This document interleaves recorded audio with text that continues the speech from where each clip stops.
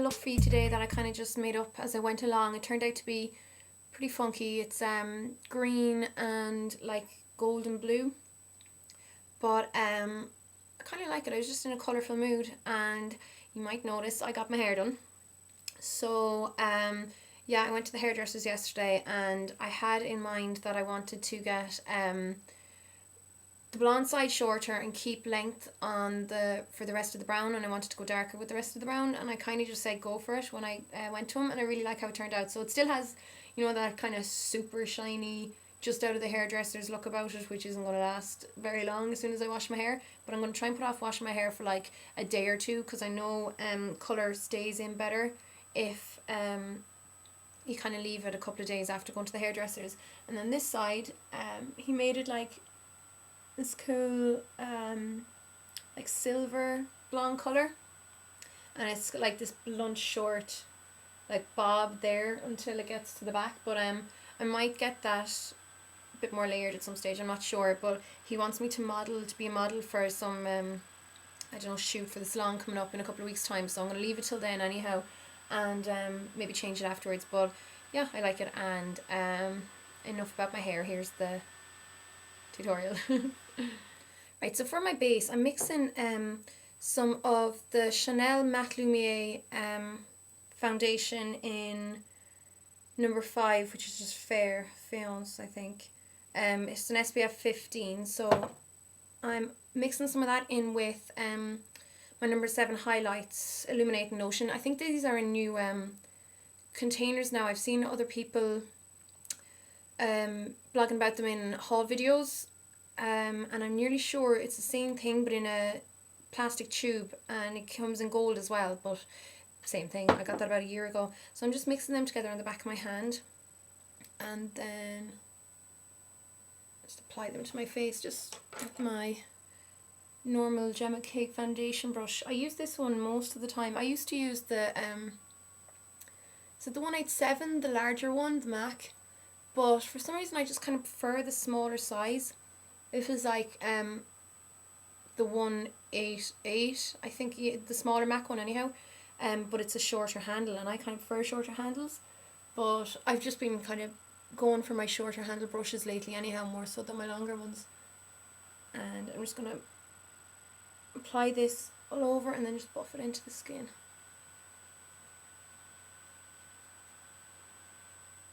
Lately then, when I've been concealing under my eyes, I've been mixing 2 products. I mean, it's the same thing. It's the MAC Select Cover Up, but I have it at NW20 and NW15.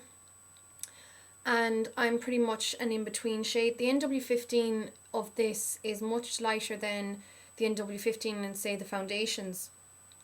So this is actually a good foundation for anyone who finds it hard to get really light foundations. You can use it as a foundation, you can sheer it out a bit.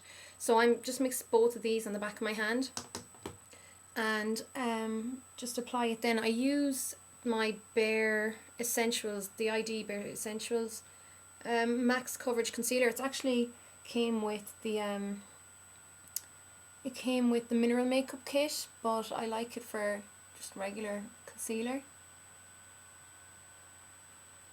And again, it's in my short handle kit. I have all my short handles in my short handle brushes in a little thing like this that I leave on my desktop, so I don't have to open up my my bag, or not my bag, but my brush roll and my brush pouch to get brushes. So it's just kind of handier for me. I'm just being a bit lazy, but some of the brushes are really good, some of the short handle brushes, and they're handy for travelling as well. So that's why I'm kind of using them a lot lately. I scraped out some of my Shiseido cream eyeshadow. It's a green one. It's really, really pretty. I haven't worn it too often, so I kind of wanted to use it. Just using a spatula. It's H7 Green Exotic, or Exotic Green. I have used it before, but it was in a video ages and ages and ages ago. And of course I scraped out too much, but I'd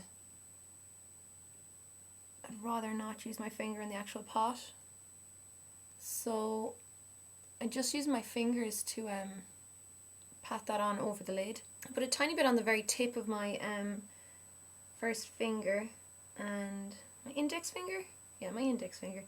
And I'm just applying that to the bottom lid just on the inner, like that like little inner portion, kind of where the eyelashes start growing. And again, I'm patting. I find if you rub this eyeshadow in, the Shiseido one, it just doesn't go on opaque enough. You do need to like pat it on, and your finger actually works better with the brush, I've found so far with these ones. Then continuing with using products I haven't used in like ages, I'm using a Barry M Dazzle Dust. It's number 75. It's this class lime green colour. And I'm just using another short handle brush. This is a LetzMakeup, just a generic eyeshadow laydown brush. And I'm just packing that on top of the Shiseido base, so that it sticks and just stays in place. And I'm kind of just doing it over the kind of bottom lid, the moving part. Tiny bit. Tiny bit, just into the crease, just kind of fade it up. Just applying a tiny bit as well underneath the inner corner, just over where the Shiseido went, the Shiseido cream shadow went as well, but not bringing it over too far. Just pull it over a tiny bit further than where the base was. To highlight, then I'm going to use one of the Everyday Mineral shadows that were sent to me. I have them all put into these stacking pots. So I have Queen Anne's Lace up at the top. I used it before in one of the videos. It's a really nice highlighter. So I'm just going to apply that underneath the brow arch. And also I'm just going to apply a little bit in on the inner corner, just the inside side of where the green ends. More so just to kind of cover the discoloration of blue I have where my veins show through. Next I'm grabbing a really bright blue, it's like a cerulean blue eye pencil. It's the Aqua Eyes from Makeup Forever. It's number 7L. And I'm just going to line my waterline and also underneath my eye to meet where the green is. And I'm also dragging it up here then in the corner a tiny bit. Just a little bit, just to kind of give some kind of angle for the shadow up here to follow. And I'm just dragging this over a little bit, really lightly, just over the very outside of my where my brow bone begins. Okay, next I grabbed another Barry M Dazzle Dust. It's number 68. It's this gorgeous blue one, but it has gold going through it, so it does kind of show up as green, but it's still predominantly blue. It's a beautiful blue, really pale. And just using the same brush again, I just applied it, packed it on over where I had the blue pencil underneath, and dragged it up over the crease line without going too high. And kind of bringing it up in a bit of a triangle shape. And then using another short handled brush. This is my Daniel Sandler blending brush, and just softening all the edges. I don't want to bring it up high because of the colours I'm using, it would look extremely gaudy if I brought it up high. And you know, it would kind of go from being kind of fun and funky to being just ridiculously clownish. And to line my eye, I'm going to use my Fardell liquid, it's a water paint, it's an eyeliner. It's in number 7G. It's gorgeous. Again, it's a blue with a bit of kind of gold going through it, so it matches up with the Barry M Dazzle Dust I used as shadow. And I'm just going to use my Daler-Rowney System 3 brush to line it. So it's going to be brought fairly straight out when you look on and up, so it's quite an elegant sweep.